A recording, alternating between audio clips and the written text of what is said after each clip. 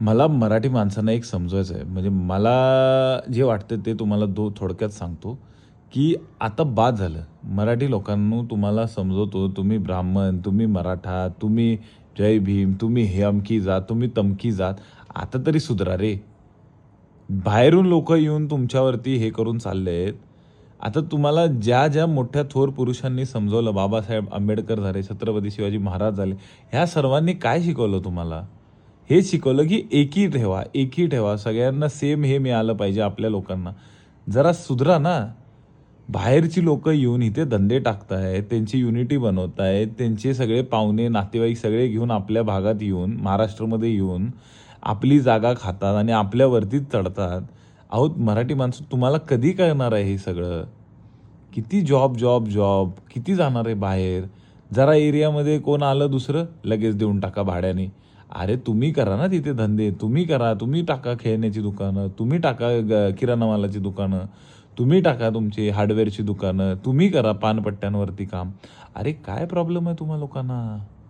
करा ना. आता नाही तर कधी होणार धंदेवाले? किती दिवस जॉब करणार? किती दिवस जमिनी विकून खाणार आहे? काय समजवायचं तुम्हाला? मला हेच कळत नाही. सुधरा आता. लोकं दिल्लीतून इकडे यायला लागले महाराष्ट्रामध्ये. लोकं यूपी, बिहार, अमकं-तमकं, उत्तराखंड सगळ्या ह्याच्यात. आता हे म्हणत नाहीये मी, की भारत आहे, यायला पाहिजे, काही प्रॉब्लेम नाही.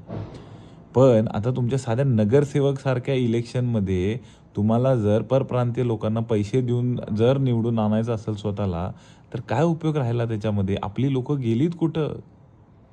जरा लक्ष घाला, धंद्यामध्ये शिरा, बाद झालं जॉब, थोडं मोठं व्हा.